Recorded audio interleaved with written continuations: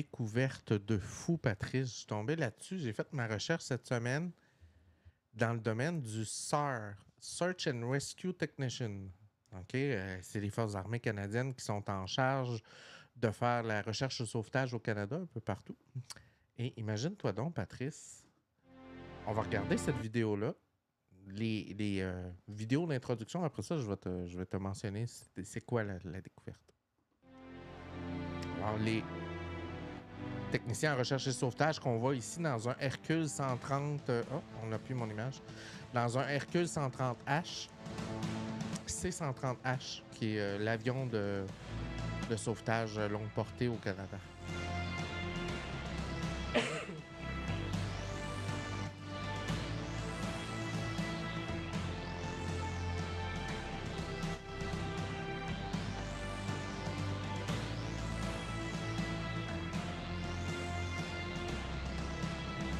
Ici, il déploie des lumières dans le ciel, je me rappelle plus qu'on appelle ça. Là.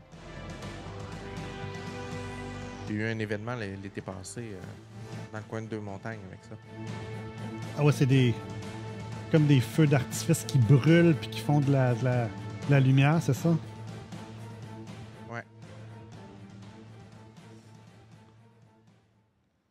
Alors, imagine-toi donc, Patrice, que le gouvernement canadien a passé une entente avec l'entreprise qui est située en Bavière, qui est Santum AMM Deutschland GmbH, qui a fait une entente pour utiliser un nouveau système qui s'appelle le CASAR, qui est le Canadian Cellular Airborne Sensor Search and Rescue.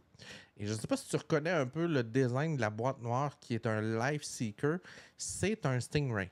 Alors, pour ceux qui savent un peu ce que c'est un Stingray, c'est une boîte qui était utilisée généralement par les services de l'ordre pour pogner des criminels. Donc, en gros, un Stingray, c'est une fausse antenne cellulaire, tout équipée, Oui. avec, qui est capable de lire l'IMSI, qui est le International Mobile Subscriber Number, Identification Number. L'IMSI, c'est ce qui vous identifie sur un réseau cellulaire. Et les Stingrays étaient utilisés par les forces de l'ordre, donc ils pouvaient se positionner dans un centre-ville quelque part, ils allumaient ça, et là, tous les cellulaires dans la zone où le Stingray est installé se connectaient sur la fausse antenne cellulaire, et eux, par le fait même, étaient capables d'aller écouter, repérer, géolocaliser les personnes. Là, il faut savoir que la technologie cellulaire, le LTE et la 5e génération, tu peux pas écouter, c'est encrypté. Mais les Stingray étaient équipés d'équipements qui faisaient des attaques de déautorisation, ce qui fait que le système obligeait les appareils qui se connectaient à leur appareil à tomber en 3G, 2G. Et une fois que tu es en 3G, 2G, ben là, évidemment, comme c'est des vieilles générations qui n'avaient souvent pas d'encryption, il y a moyen d'écouter les conversations, de repérer positionnement, ces choses-là. Ben, imagine-toi donc, Patrice, que le gouvernement canadien a décidé d'équiper je pense que c'est 10 ou 12 équipements. Là. Il y a 12 Hercules et des hélicoptères qui sont équipés du Life Seeker, qui va fabriquer une antenne cellulaire longue portée. Donc, eux autres, ils vont passer au-dessus du secteur. Le système va se connecter au cellulaire parce qu'on sait que de nos jours, quand tu te perds en forêt, souvent, tu as encore ton cellulaire, ces choses-là. Donc, le système va se connecter au mobile. Donc, eux vont être capables, à l'aide d'une interface comme on voit à l'écran, hyper intuitive, de repérer où est la personne dans la map. Mais ils vont pouvoir non seulement repérer, ils vont pouvoir y envoyer des messages textes et l'appeler. OK. Donc, ça fait un réseau mobile complet, là. Oh. Donc, la personne qui est au sol se retrouve avec des barres cellulaires. Puis là, tout d'un coup, son téléphone sonne. Et ça faisait une erreur. Ouais, on a eu plein de problèmes, Narcomed. Si tu savais. Mais merci. Prochaine fois, c'est pas grave. Fait que c'est ça. Imagine-toi donc, Patrice, la personne est dans le bois. Elle n'a pas de cellulaire. Elle est pognée. Elle capote. Il y a un Hercule C-130 qui passe au loin. Et là, tout d'un coup, elle a des barres cellulaires. Son téléphone sonne. Puis bonjour, ici les techniciens recherche et sauvetage. On voulait vous dire qu'on fait une passe. On va vous dropper un sac avec de la nourriture. Vous allez entendre un beeper au loin qui fait un bruit très, très strident. Je vais vous demander de vous diriger. Ce que je vous dis là, c'est à peu près comme comment ça se passe normalement. Là. Oh, oui. On va vous demander de vous diriger, vous entendez le son, vous n'êtes pas blessé, nanana. Et le Life Seeker équipe désormais les équipes de recherche et sauvetage au Canada. Et ça, wow! Ça peut pas écouter les conversations de manière... tu sais, ça n'a pas accès à tes emails, à tes SMS, whatever, mais ça permet de communiquer. On voit ici un Hercule C-130H du gouvernement canadien de la Défense dans lequel on va avoir ce boîtier-là. Puis on va voir une petite vidéo de présentation en allemand, évidemment, de l'entreprise qui présente cet objet. Geht um eine Personensuche. Ich habe einen Anruf der Kantonspolizei Uri. Ist ein vermisster Skifahrer, 20-jährig.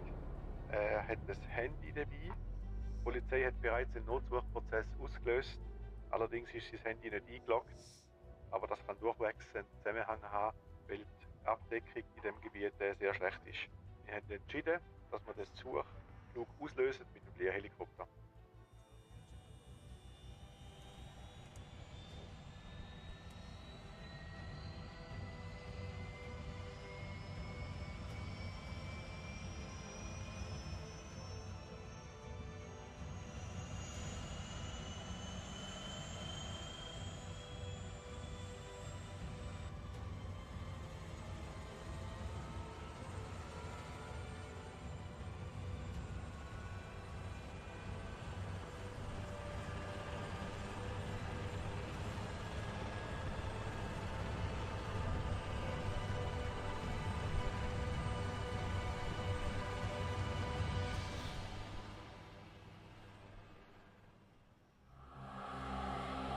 Alors, c'était le Life Seeker. C'est ce qui équipe nos équipes de recherche sauvetage. Moi, Patrice, je capote. Ben oui, c'est vraiment cool. Wow, super technologie. Ça coûte plusieurs centaines de milliers de dollars chaque boîtier. C'est très cher. Évidemment, ce ne sera pas utilisé en ville, on s'entend. Mais au Canada, tu sais, un territoire du Nord-Ouest, le Yukon, on couvre beaucoup dans le Nunavut, ces choses-là. Donc, il y a beaucoup de territoires qui n'ont absolument pas de service cellulaire. Et comme cet objet-là a une antenne à très longue portée, je pense que c'est quelques kilomètres à partir du point de l'avion. Ce qui veut dire que dès que l'avion, c'est encore mieux, parce que si la personne est au sol, ils ne sont pas tous équipés de beacon pour être retrouvés. Ben non, c'est ça, là. Mais un cellulaire, à peu près tout le monde a ça, tu comprends? Ouais.